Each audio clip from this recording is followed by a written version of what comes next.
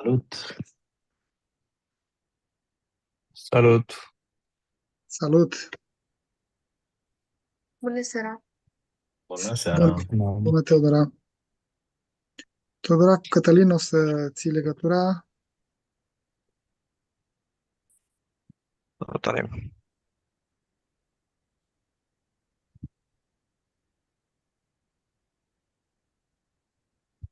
Ok, Cătălin, tu ai pornit și YouTube-ul. Da, avem live pe YouTube. Ok, rugăminte la Radu sau la Dragoș să anunțe că va fi recorded Zoom. Când sunteți bine pregătiți, dacă vreți mai stăm câteva minute. Dacă...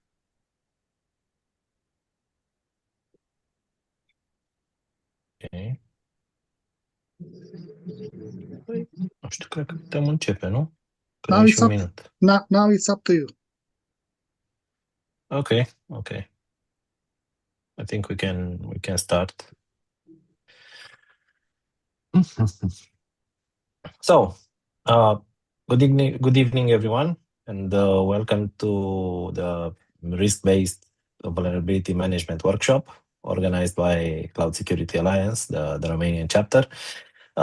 Today's session will address a fundamental challenge in a modern cybersecurity world. We are no longer lacking of vulnerability data. We are actually drowning in it. And the real differentiator is not who scans more, but who prioritized better.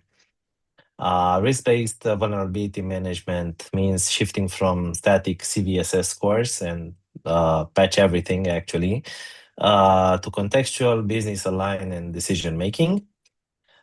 It's about understanding exploitability, exposure, threat activity, and optional impact, and of course translating all into measurable risk reduction.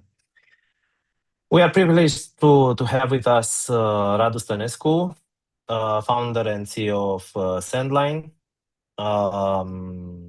a professional who I really admire. I think he influenced a lot of cybersecurity professionals, including myself, and I think many pen testers and offensive security professionals, at least from Romania and also from abroad, have openly stated that Radu has been a source of inspiration in let's say in shaping this mindset, because in offensive security, at least, I think mindset be the skills.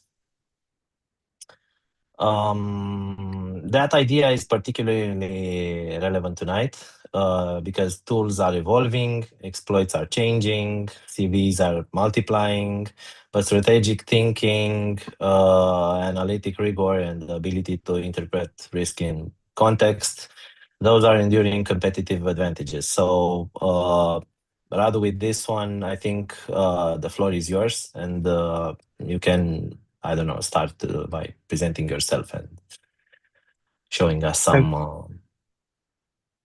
Thank you. Thanks thank you very much, Dragos. Thank you, CSA Romania. Thank you for the kind words, first of all. Yeah, you probably already sum it up everything that I was planning to say, but it's a very good opening. And indeed, nowadays it's not anymore about who is, let's say, scanning more or who is scanning fast or who is covering more code or more application. Although the attack surface is still one of the very important aspects in when you're speaking about vulnerability management, because I'm still seeing how companies are nowadays struggling with something that us in cybersecurity we were taking for granted. Let's say like the fact that organizations know all their assets and they know where they are. They know that there are all the assets that they have and no other rogue assets are around in the network, which is not really the case. So yeah, definitely attack surface monitoring is the root of any vulnerability management program that you want to initiate. Now, speaking about the next part, which you mentioned, is not about CVSS and just the vulnerability, the technical vulnerability itself. Indeed, I'm, let's say, preaching about this thing for a little bit over, I don't know, 10, 15 years. As I was saying, look, CVSS is not necessarily the best way to score a vulnerability. Not only because it's looking from purely technical point of view, meaning that, okay, he's analyzing from the vector of attack, the network information and all that, but it's also lacking meaningful data for not so technical persons, because in the end, we must admit, either we want it or not, especially as a cybersecurity professional, that solving vulnerabilities, solving issues in the network related about cybersecurity, it's about having the resources. And those resources are very scarce, either that we're speaking about human resources or financial resources or time resources, whatever, they are quite scarce in this area.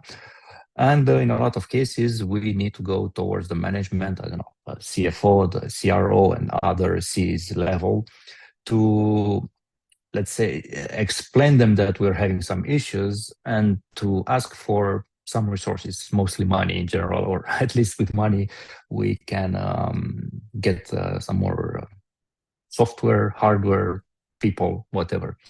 And they were lacking, there was a real fracture, let's say, between the technical people, which needed those resources, and the management, which did not understood what SQL injection means, or cross-site scripting, or I don't know, remote code execution and stuff like that. And if they were not understanding, they will also not prioritize. They will not give the necessary resource and time and money to the people to fix it.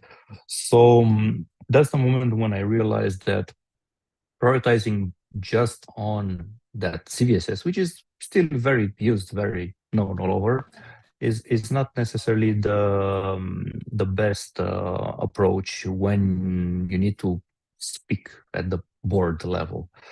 That's when I pretty much started digging a little bit left and right on different methodologies, and I bumped into Octave, Stride, Dread, and other methodologies for calculating this risk, which they have their benefits for different purposes. Depending, if you're looking just for code vulnerability, then you might go for one. If you're looking from more project management perspective, you might look on another one.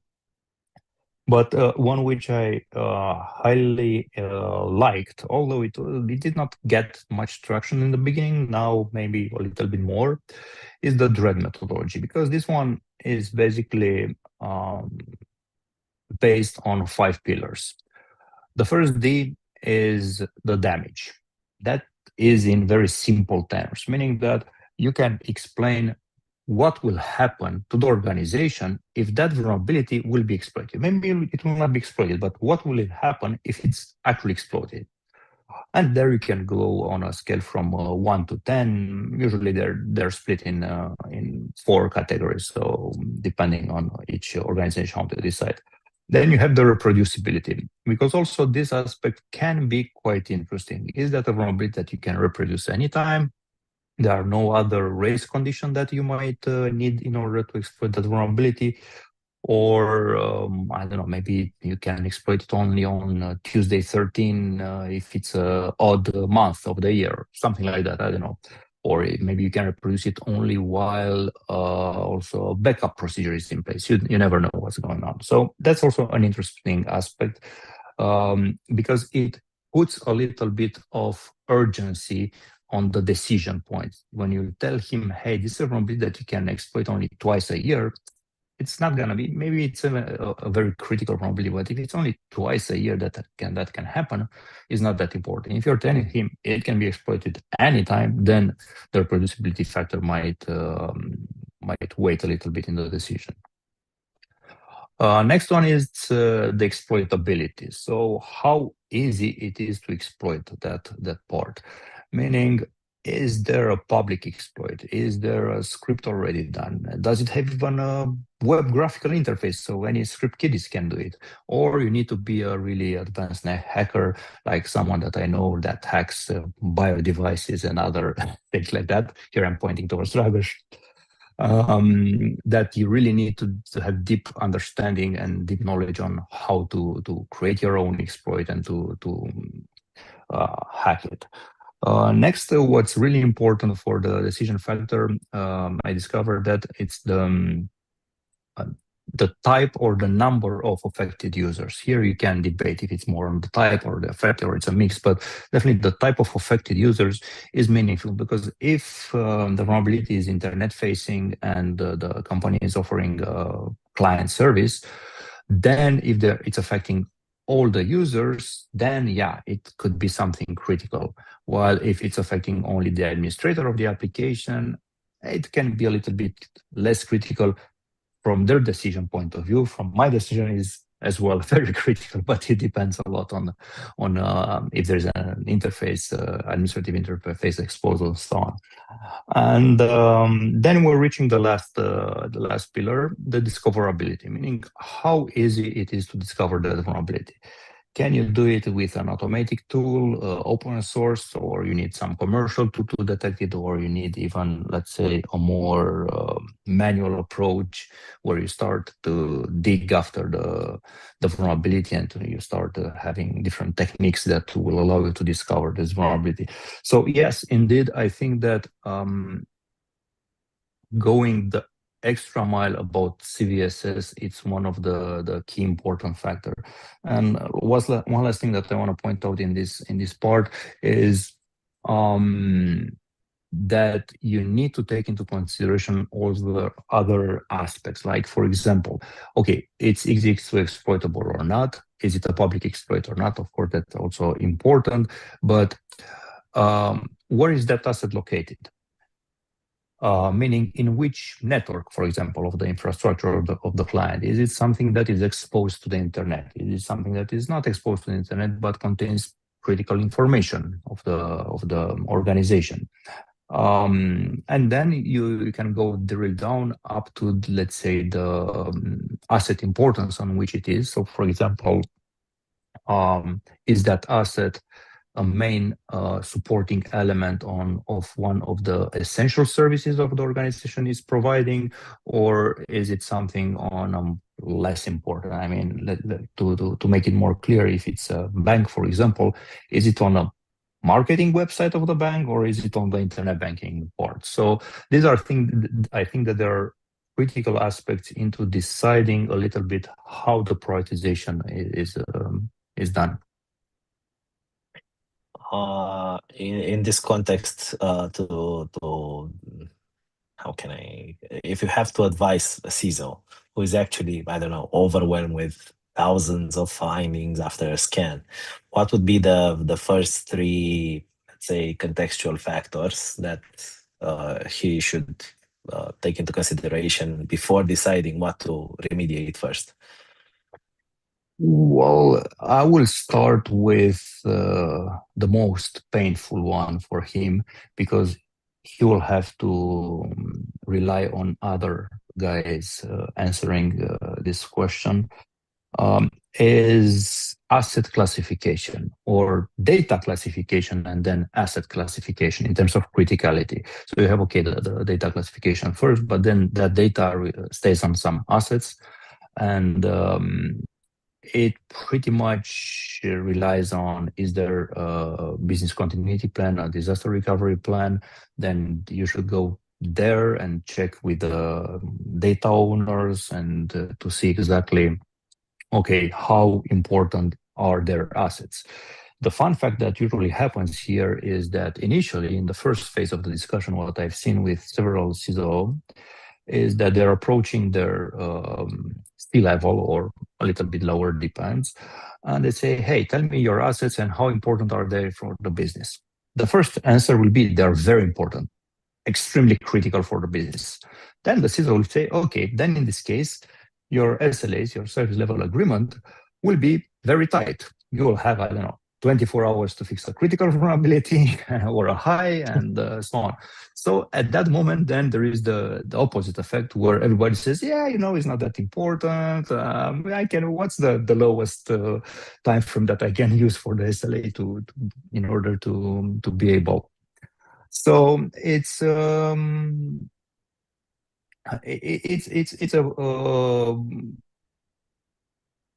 sorry. It's a balance that you need to find between the two aspects. That, yeah, it's in the end gonna be a negotiation. What's the actual time where the business can afford to have a particular service or a particular asset offline, in terms of maybe there are some SLAs towards the clients or other kind of things.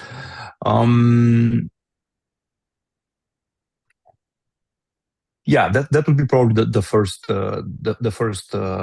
recommendation that I will give. The second one is chronologically it should be before that, but from importance point of view, I will put it a little bit after, is the full attack surface monitoring, and to know your assets and to be able to detect new assets, because in a lot of cases that will matter a lot. Especially nowadays with a lot of wireless networks that are just purely extending the LAN. There's no delimitation, no DMZs, no safety zones. That's one problem. On the other hand, also if we're speaking just in the pure LAN network, the wired one, let's be honest, how many organizations have a proper network access control in the network, and if they have, how good it is protecting also, let's say, the printers part, which could be some entry point, very, very nice. IoT, so I think, and so on. IoT, yeah, definitely the whole shebang, business automation and all that. So definitely that's a second advice that I will definitely try to approach as soon as possible.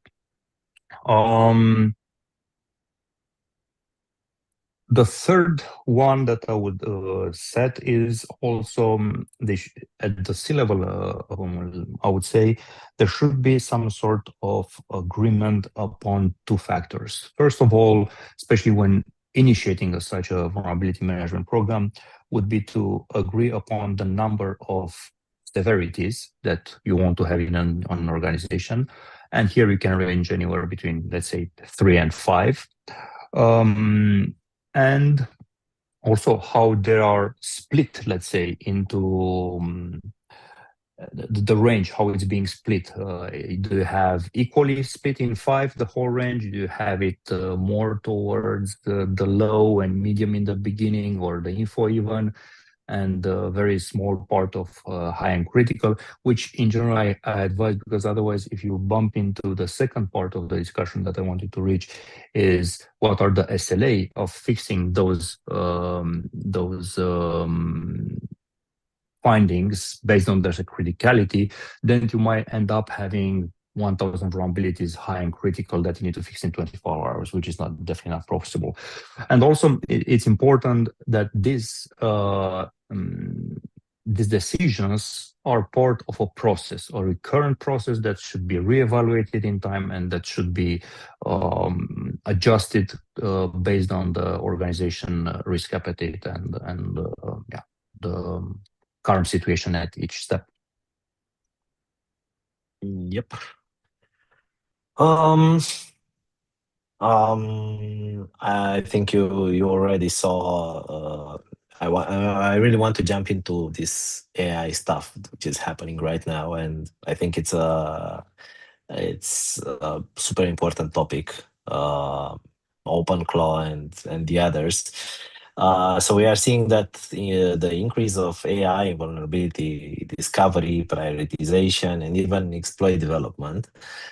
From your perspective, how can AI will improve the vulnerability identification and also the risk scoring in order to, let's say, to avoid deviations and actually to limit what is happening, let's say, in the standard vulnerability management, to avoid the false positive, the let's say the stupid results that are provided by automated scanners, let's say. Yeah, definitely AI is helping also us on the defensive part, not only on the offensive part, that we can see plenty of tools popping up. I think there are basically two major areas in this realm of vulnerability scanning, vulnerability management, where AI can bring a lot of benefit, but also a third one, which I have the feeling that is getting more and more important, even though I was pretty much ignoring it until recently. So for the first two, the first one will be, as you mentioned, the false positive rate. Because with AI, you will be able to recycle again the false positive and to see exactly if what the vulnerability scanner detected does really apply, that it really means, and also to correlate that information with, let's say, backend information that you might know about what are your assets, exactly what software you have on your assets, what version you have on your assets. And when you correlate what the scanner detects with what you already know, hopefully you have that information, then you really can automate the false positive rate and eventually decrease it to very close to zero. Because if you have also the insight about what's on your network, if you have like some OS query or something like that, that can really provide you insight. Okay, you're telling me I have a Apache vulnerability, but I'm having only Nginx, so that's totally false positive. Then the next aspect where definitely it will help is in the prioritization part, in terms of giving more context to the vulnerability in order to lower their risk or to higher their risk. In terms of, okay, is it exploitable now in the wild? So these are, let's say, the dynamic part of vulnerability management, where you're looking from the risk perspective. And these are things like that they're moving, they're not static ones. Pretty similar, let's say, to the EPSS, which is somehow dynamic, but not really adaptive, let's say, to the whole situation. So I think that in the prioritization part, definitely AI will play a key role and will be able to let's say, improve the work and to make it easier and faster for the security analyst in terms of prioritizing. But last but not least, definitely, I'm seeing a lot of usage of AI chatbots. And I'm looking here on internally deployed chatbots. And I'm not speaking here about Gemini, ChatGPT, or whatever, but internally developed chatbots, which you can interact with from the remediation perspective, where you're telling, look, I'm having this vulnerability on this system, but the recommendation that the scanner is giving me does not really apply to me. Either I'm putting it, but it's not really fixing it, or maybe I need a workaround because I cannot apply that fix. So what can you provide in terms of workaround? And this segment of chatbot inside of vulnerability management tools, I have the feeling that they are grasping some really interesting grounds right now, because in a lot of cases, there is that lack of resources, human resources, that I was speaking in the beginning. And if we're speaking also about really specialized resources, you might see that the scarcity is even higher. So it's somehow hard for maybe a sysadmin or netadmin or a dev even to really understand the vulnerability and to fix it, and to be somehow sure that the fix that they're going to apply will not break something else, because otherwise it will be considered their fault. So in this realm of speaking with consultant, an AI consultant, let's say, Mhm. I have the feeling that they are really grasping some grounds on this because it's becoming to be more useful. While at the same time, you as an organization, you're not putting all your eggs on the internet, and everybody can. Well, not everybody, but um, you do not publish your internal affairs on the outside. So this is something that I'm also seeing good traction. Okay. But continuing this on this idea, would you rely on an agent, AI agent, basically, which is, let's say, built on whatever you are feeding, the actual recommendation that you are asking for, and in the end, based on this, to apply some patches, and after that, reevaluate the security posture. I mean, like performing like a retest, not like an exploitation in the wild again, without having all the things in place. Well, yeah, that sounds a little bit of like Asimov, but we're getting there probably. The idea is that if you would have asked me this, I don't know, 3, 5 years ago, probably I would have definitely say no. And nowadays, definitely you can improve a lot of things with AI agents,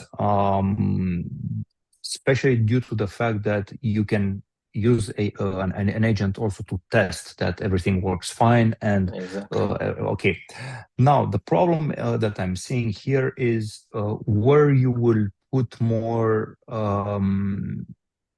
time in developing, or in when you draw the line. If it's gonna take you 5 days to create the whole scenario, to script it, to feed it to the AI agent so he can test afterwards, and then also to create the patching cycle initially, and you can test it in 5 minutes manually, then you need to balance somehow these things. Sometimes it's a lot easier to just test it manually, and that's it. So that's why I'm still a little bit reluctant, but I'm not sure that in 1 year or two from now I will have the same answer. It depends a lot on the capability probably of generating flows quite easily. I will give you an example. N8N. With N8N, you can do a lot of things, automation and all that. Now, the good part is that at least with ChatGPT right now, you can quite easily tell ChatGPT what you want, and they will create that JSON file with the whole action that you just import in N8N afterwards. So this part, if it will evolve more, I believe that it can eventually bring some really good benefits in the whole realm. On the other hand, if we're going back on, let's say, the reality check now on organizations, especially the larger you go, the more bureaucratic it becomes in procedures and all that, and maintenance windows and announced maintenance windows and all that, I believe that there should be, I mean, even if we have the technology here, what will be a lot more difficult than changing the technology will be changing the mindset of people. And this is for two reasons. First of all, you'll have the first layer, the management layer here, that will probably be a little bit scared about, hey, should I really conceive my whole guts of the business to some AI agent? First part. Second, you will have the lower part of the organization, which I believe that at least in the beginning, how it was with all the new improvements from the 60s to AI now to whatever, they will say, hey, we're losing our job. So let's slow down this part of the evolution. So I think from these two elements, there will be a little bit of pushback until the moment that you will be able to say, hey, you know what? You can automate the whole thing and it's going to be fine. So you're going to use people only to monitor that the scenarios that I did, they're fine. And I'm going here back a little bit out of the particular subject of vulnerability management. I'm going towards the pure development part, where if you're looking in a lot of cases, you you develop an application or a module in an existing application. And that takes you, I don't know, a couple of hours. But then if you want to do the whole test unit for that and all the scenarios where that function will be involved somehow, it might take you 2, 3, 4 times more. And in a lot of cases, if you know that you're not going to modify that much that function, you say, okay, I'm developing 5 minutes of code and testing 5 hours afterwards. So although you cannot always prevent this, but I have the feeling that it's still this problem of the test case scenario, how you fix that. Because automating the fix, that will be definitely very easy and very fast forward. And I think people will start adopting it, especially where you have pre-prod environments and you can deploy there and check there.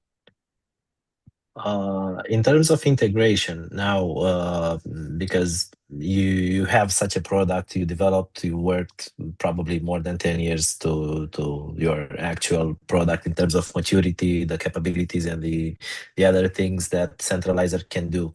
Would you involve or would you integrate such I don't know, an agent in order to improve the time to perform this in a very automated way for client perspective, for even for, I don't know, for optimizing some flows?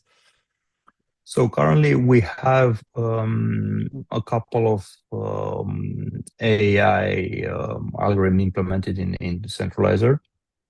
The first one that came even before the big bang of AI, let's say, which was pretty much more algorithmic processing rather than AI. It's after some time that we transformed it into an AI part. It was an adaptive risk evaluation based on user behavior, meaning that in an organization, you start with the baseline level for the SLAs and with the risk levels, of course. And then you start observing that some responsible persons, some asset owners react very fast, meaning that, I don't know, in a couple of minutes after they receive their email during working hours, they are logging into the platform, they are reading the description of the vulnerability, they are acknowledging the status of the vulnerability, meaning, yes, I acknowledge that I have a vulnerability, I will start working on it. Then they will start fixing, maybe question a few things, and the security analyst can be able to reply. So there is a back and forth of messages, and then eventually they will gonna close the vulnerability, and the closure is a correct one. So the security analyst or the scanner can confirm that the vulnerability is not there anymore. So this is the normal flow, but as we know, it's not everything normal all the time. And sometimes you have some people that react like that, some other people that will not react. And in Centralizer, there's a mechanism which, based on the SLA, that is depending on the asset criticality and the criticality of the vulnerability, you have a certain number of days that you need to acknowledge. Why is this acknowledgement phase very important from our point of view? It is because basically, let's say until a vulnerability has been discovered into the vulnerability management program of an organization, the risk, I will not say pointing fingers, but the risk is somehow split between the asset owner and the security team, because the asset owner should have, let's say, update or harden their asset correctly, while the security team should have detect that it was not correctly done. The moment that the security team discovers it, from that moment on, basically the risk is not on their side anymore, and it's pushed towards the asset owner. But the asset owner can say, yes, it's my risk, or no, because I'm using a third-party product, so I will need to advance towards there. So it is this first of transferring the risk responsibility, basically. And second is the solving part, which again can happen in the same way with another SLA. Now, the A part that we did here, it is in order to higher the risk or lower the risk of the vulnerability based on the previous behavior of the user that is responsible of fixing the vulnerability. So if it's someone which is always fixing it, okay, the risk will be the same, or maybe even a little bit lowered compared to other vulnerabilities. While if there is someone that he always is going over the SLA of acknowledging, and then the escalation process is triggered automatically, and then his boss is asking, hey, what do you do with that vulnerability and so on.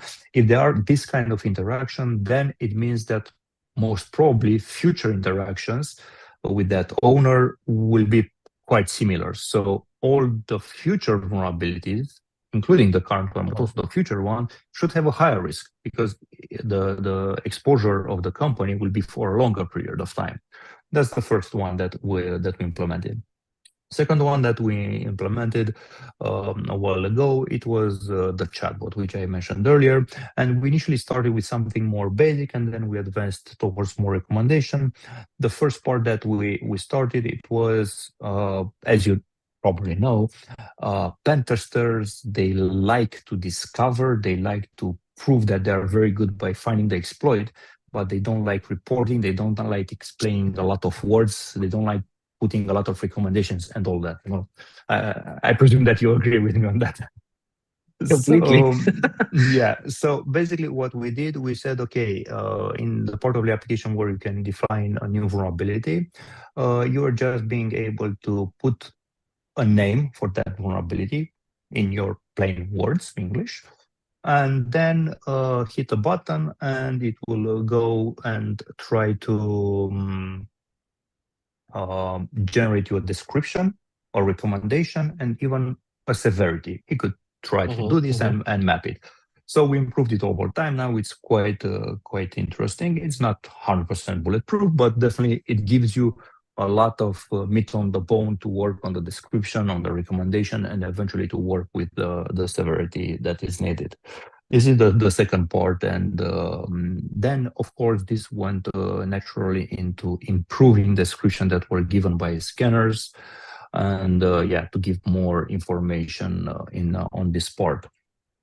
Third part that we just start now, it's related to an internal, for now, just a Dust scanner or web application scanner that we're looking into implementing some AI algorithm by using open source vulnerability scanners that are already on the market, but we're not looking into necessarily improving those results, which we are already doing, but more on the decision part, let's say on the brain part of the scanner. Based on the information gathered from different parts, we triggered only some particular scanner. So let's say a mini Dust LLM based scanner, let's say. Okay. This is the direction that we're looking into, and the next step will be definitely also for the network, the infrastructure scanner that will be similar. Again, we're going to use open source software, but we're going to enrich it and try to improve. We're hoping that at least there is a very big problem in terms of licensing and pricing of the vulnerability scanners, as you probably know. And in a lot of cases, we're facing not very big organizations, which also even in bigger organizations, they cannot afford to have 2-3 scanners on the market to have, or even one sometimes. We're trying to go to help on that part. Yeah, I know, and I confirm that it's a problem on the market, and probably that's one reason why a lot of big companies are using, let's say, just one scanner, Nessus or Acunetics or something like that, and they are just cross-checking with some pen tests to really validate if something is possible. But I think the new platforms with AI probably will take over in the next few years, and yeah, The good remark that you had for report writing, it was the one which actually changed the entire market, because um, a pen tester mindset and also a researcher, uh, all those persons are focused on their work, but in the end it's hard to understand that you need to produce a material, a report which that actually matters for a C-level, for somebody who will take some action. If you are just exploiting something in the wild, then you are like an algorithm who is just, I don't know, providing some delays in his work. But in the end, yeah, there is no deliverable, there is no money, there is no action. Definitely. It took me some time to understand that clients are paying for the report. They're not paying for your work. In consultancy, exactly. Yeah. You mentioned something regarding SLAs. Do you think that in the future those are going to be changed because of AI, because of technologies, because, I don't know, everything will be made in a very automated way, and those need to be adjusted? Yeah, as I mentioned earlier, I think the SLAs, as well as the severity levels and the range, the threshold, should be part of a process of vulnerability management. You need to reevaluate them from time to time, as well as the accepted risk. You don't accept forever a risk. I mean, you need to reevaluate it at some time.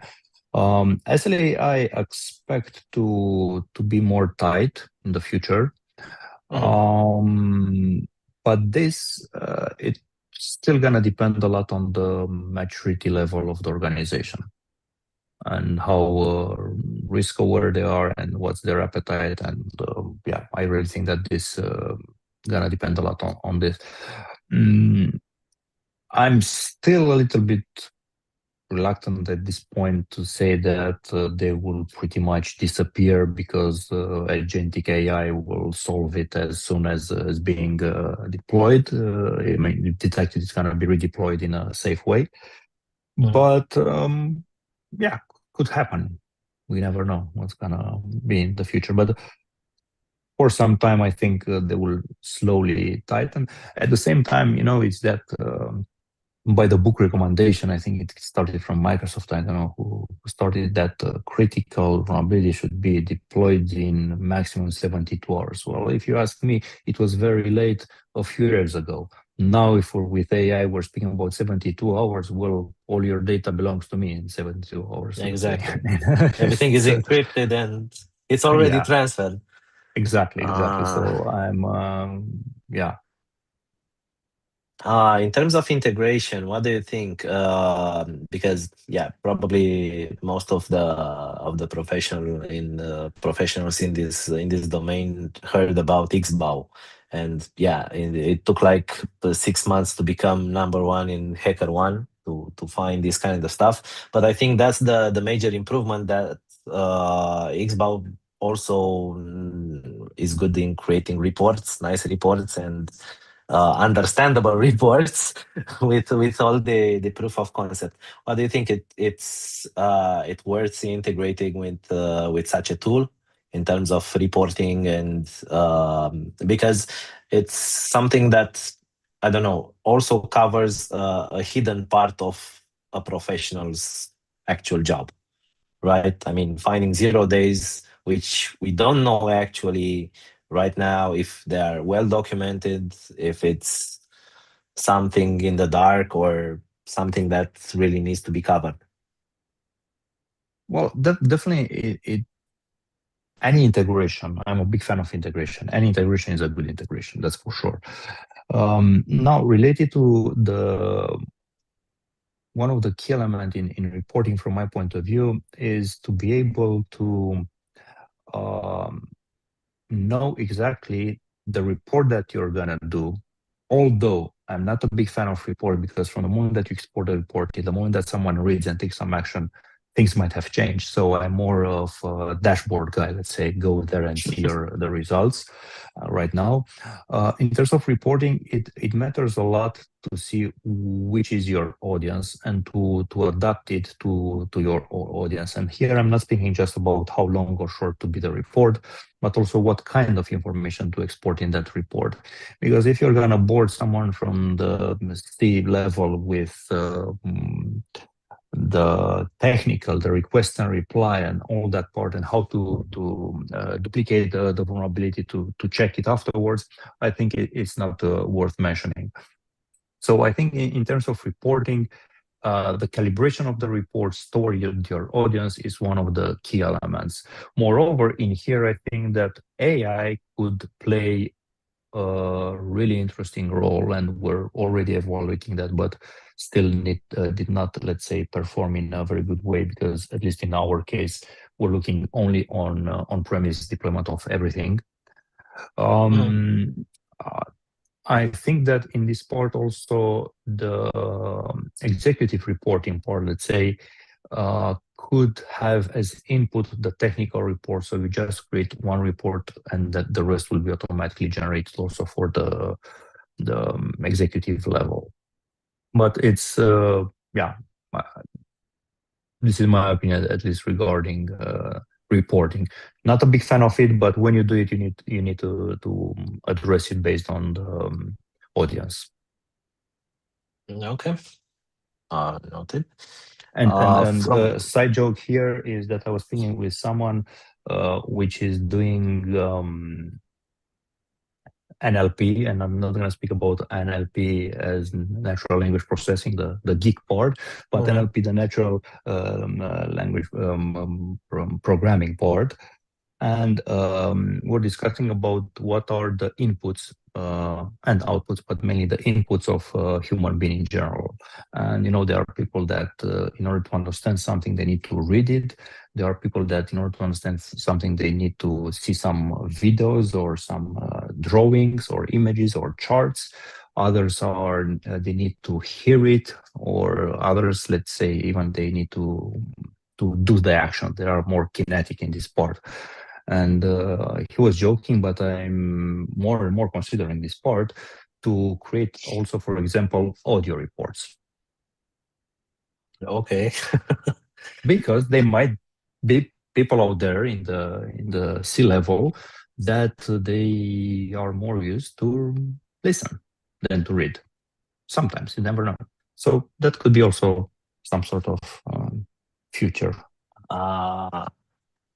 Do you think that our market is ready for this?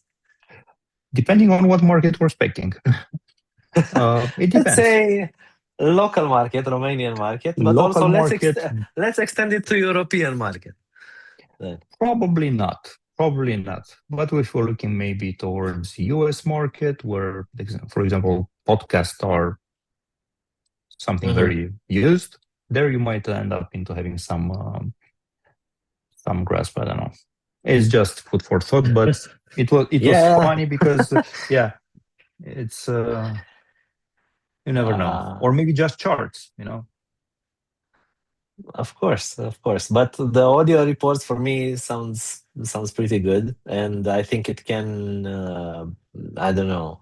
We can skip a lot of hours by just performing the report readouts in front of some clients, which after 30 minutes they really get bored. And exactly, actually, with those audio reports, they can put it whenever they want, when they are driving home.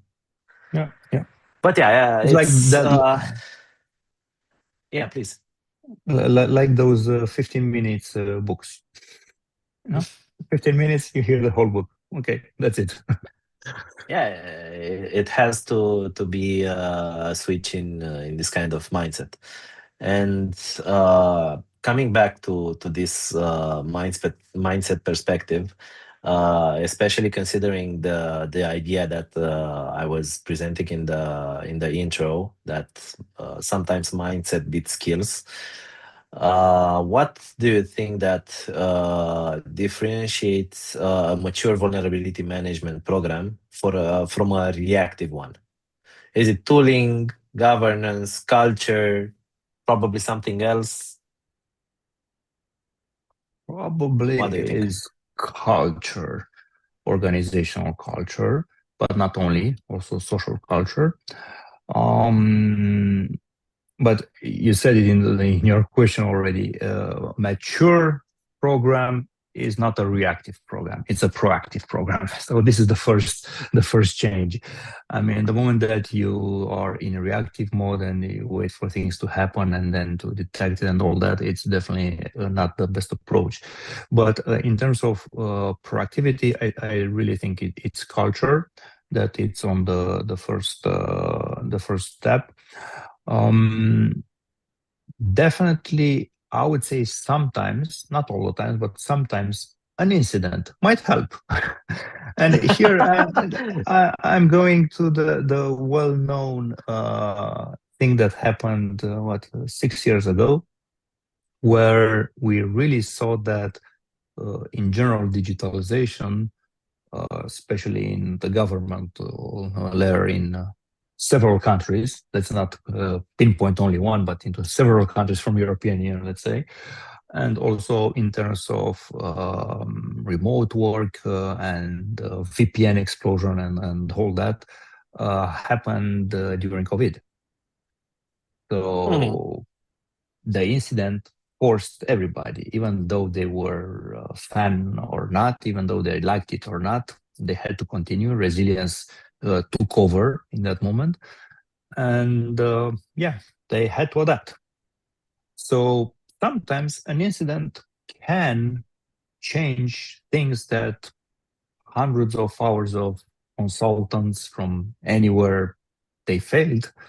Small incident can change the mindset overnight.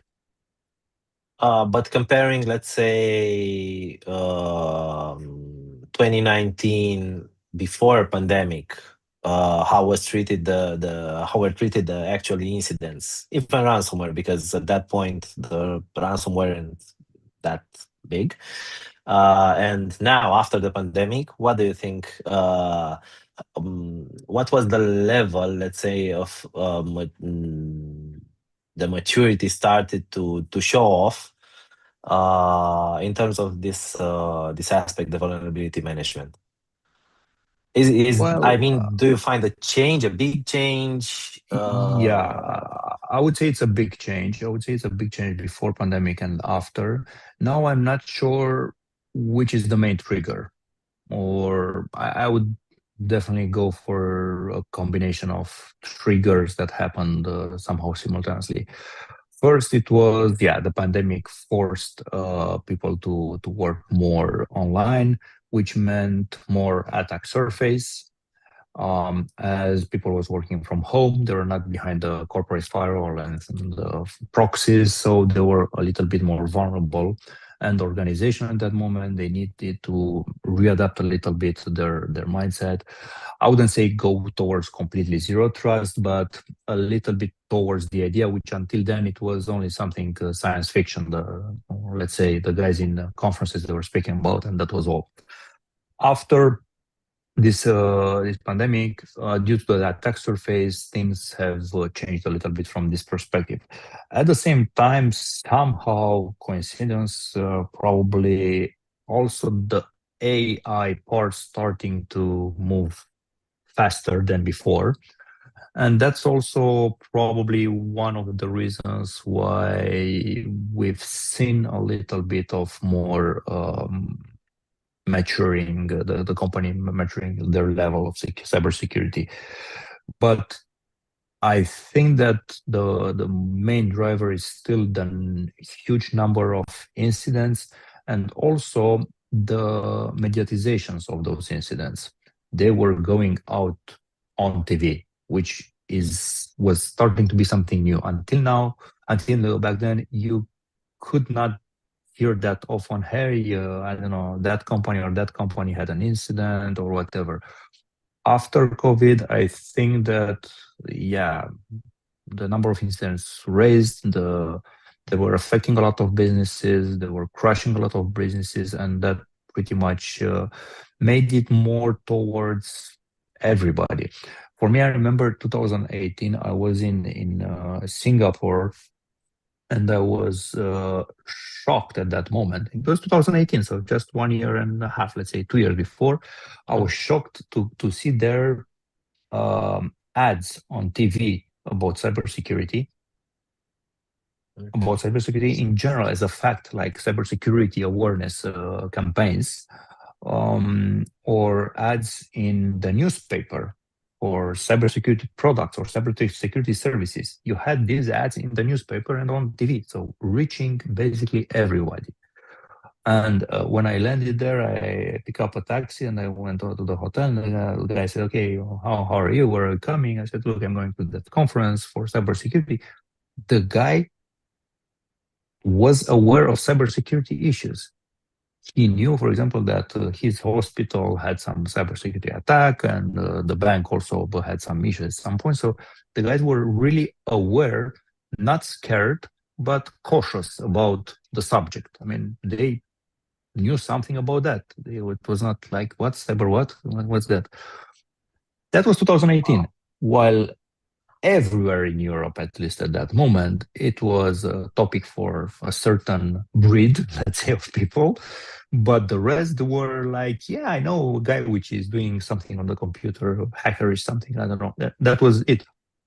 Now, if you look on TV in Romania, in other countries in Europe, you're gonna see different kind of ads or news about cybersecurity attack, ransomware, and different issues like that. And also, the online media has started to pick up more this kind of news, because now if they are also on TV, of course, they need to pick up also, because, yeah, it's fashionable.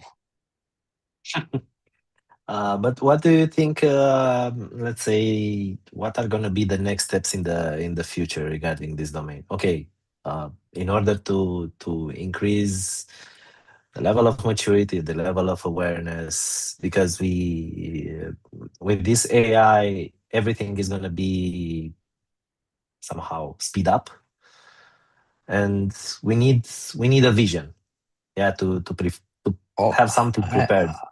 Yeah, I don't know if I can give you that vision, but definitely I think that there are some pillars that needs to happen, and in some places they are already happening. First of all, is increase the awareness, and increase the awareness at all levels, starting, I don't know, I could dare to say even primary school, not only high school, up to C-level. As you know, in the NIS2 directive, for example, there is a very small line which mentioned the fact that executive management should participate in such a training about cybersecurity. They need to understand. Pretty much, they need to understand what they're responsible for and what will happen to them if not. So that's the whole idea, but it needs to be implemented, as without awareness, definitely, it's like, I would say, like a second literacy. You really need to know a little bit more than just operate the computers nowadays, especially with the AI on the other side, on the attacker side, which can really mimic a lot of things that you will be clicking it, or you'll be listening, or you'll be giving information. I was discussing with a friend of mine this morning. Someone tried to scam him over the phone with different messages and so on. And the guy played his role until a point, and then he started putting very annoying question, and he managed to really piss off the scammer. And at some moment, the scammer hung up the conversation that was from a landline towards my friend's phone. And he wrote him from, I don't know if it was his private phone or a burner form, I don't know, on WhatsApp. And he told him that, look, you idiot, here is the screenshot of my bank account and how much money I'm doing from this in the last year. And the guy had 170K euro done from scamming in the last year in his bank account at the moment of the screenshot. So yeah, I told him, look, you're a really patient, but really for this screenshot, really deserved everything. So it's working because people do not have this kind of security literacy, let's say, cybersecurity literacy, and they get pwned from under different reasons. So that's definitely something that literacy should be in all the levels. The next step is I really think that we're at a turning point, like in the industrial area when it started. A lot of people back then say, "Hey, I will took the robotics industrialization will take all our jobs and what we're gonna do and all that." And we've seen from then where people start adapting, everything went fine. I think this is also a turning point similar to that one. And besides cybersecurity, which is a safety measure on this part, I really think that there should be also something for AI, meaning that people should start learning how to use different basic tools of AI with two directions. First of all, to know what they're capable of and to protect from this kind of behavior. The second part is to improve their work and to automate and to make things faster, because everybody is doing this around them. So if they don't adapt, there might be some issues. Let's call it AI awareness, right? Yeah, definitely. I think it's mandatory to adapt to those new technologies that are arising, and also to feel confident that AI is part of our lives right now. Radu, thank you for sharing those super nice ideas, strategic perspectives with us. If there are any questions from online, I think it was a very fruitful discussion. And yeah, I hope so. We can Yeah, definitely continue few hours, but yeah. We can If there are any continue, questions but from online. Radu, if you want to share screen the platform, or if you want to introduce something, you are free to do it. I think that could go in another webinar, because it's gonna take a couple more hours to present the whole platform. The main key elements which I wanted to present is the fact that traditional vulnerability management is, let's say, obsolete. We need to go towards a more risk-based approach, and with or without the benefits of AI, but hopefully with the benefits of AI, to involve as much as possible the whole organization into the prioritization process, as it's not only one way, and it's not definitely from a single point of view that you can approach this. It's an organizational level. You need to increase the maturity level. So risk-based vulnerability management should be something where the whole, all the levels of the organizations are involved. Okay, your choice. If you want to put some links or something else in Yeah, chat. I will give some links, and maybe we can add it to the discussion. Yes, in the thank you so video. much, Radu. Thank you so much, Dragos. In the meantime, thank you also. If there are any questions from online, please feel to ask. Otherwise, we can, let's say, call it a day. I encourage you to continue the conversation on, I don't know, next events, upcoming events on cybersecurity, even if it's here local in Romania or, I don't know, abroad. Challenge your existing prioritization models, explore new models of, I don't know, vulnerability management, pen testing, offensive security, blue team, and so on. And social engineering. Yeah, probably that's another topic that we need to approach. Yeah. we can reserve some more hours on this topic and have some, of course, some practical examples, phishing, smishing, whatever, ishing, AI ishing, and so on. For sure. I just launched at the end of the previous year the new concept mind ishing, because artificial intelligence is not only social networks, it's about mind, all of us.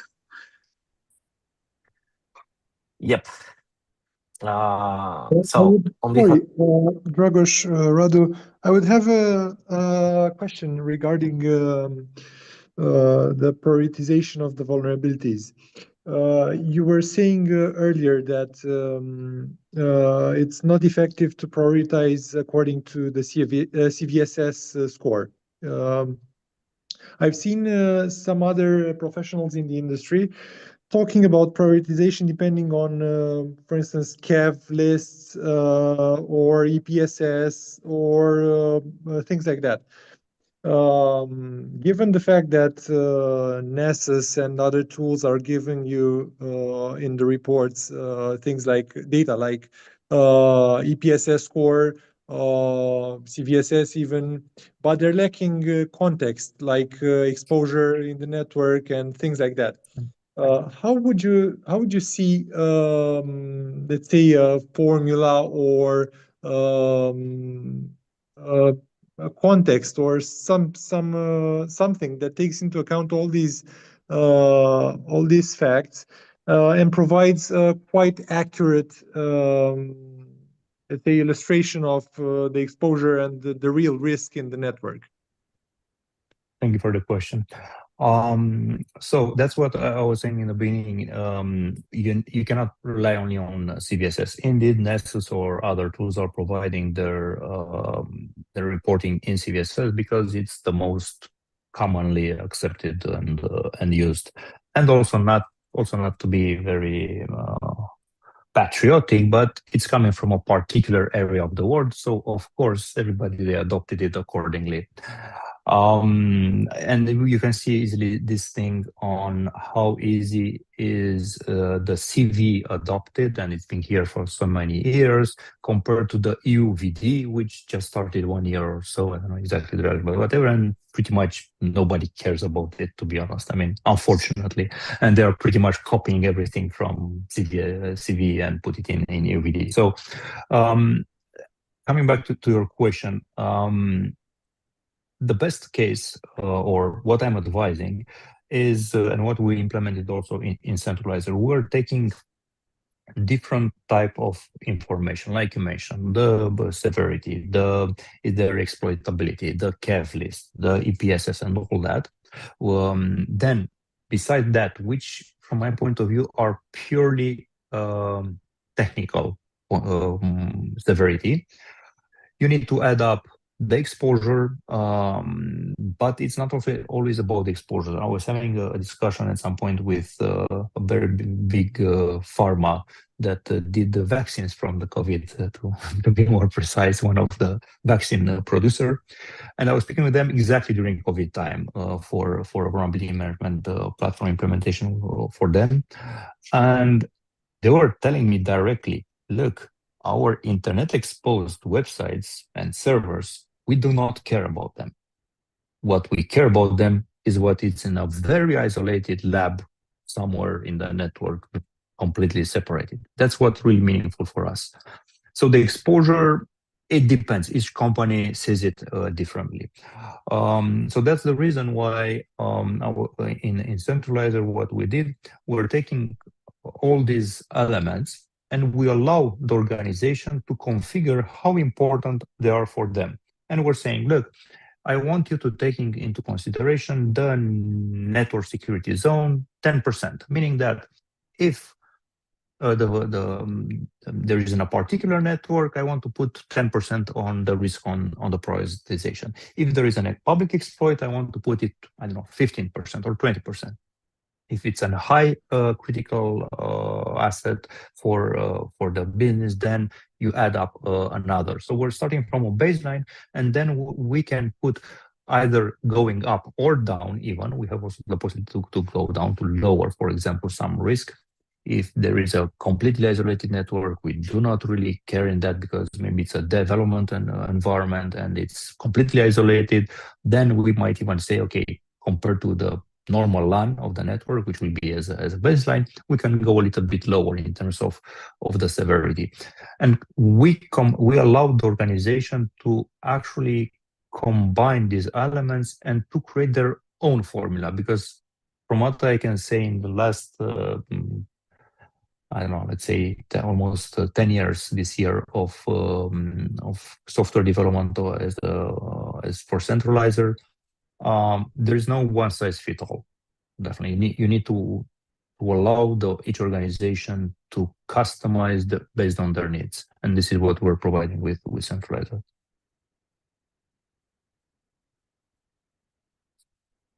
I hope this answered your question. Okay, Dragoș, you thank want you. to add something? Thank you. Yeah, regarding this and also regarding the AI implementations and integrations and whatever is happening now with this part, I saw some solutions that somehow are, let's say, a layer above the AI agents that are taking the decision.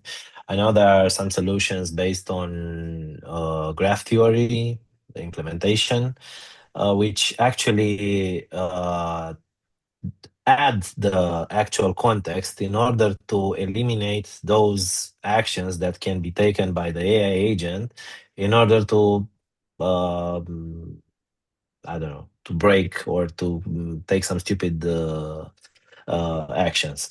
But with this thing, with this graph theory, and let's say based on some ontologies, in order to add this context, this good context, I think it can be prioritize the entire activity of such an agent, and let's say for future implementation of AI.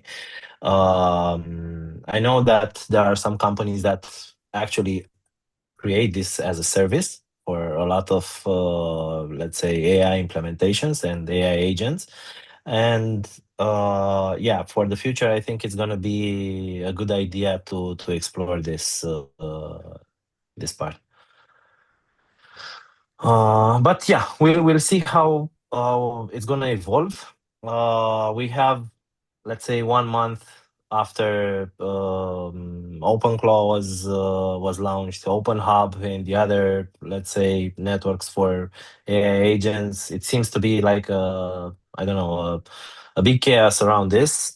How the agents are learning, where are they keeping all this information, how are they acting, reacting, performing all their actions.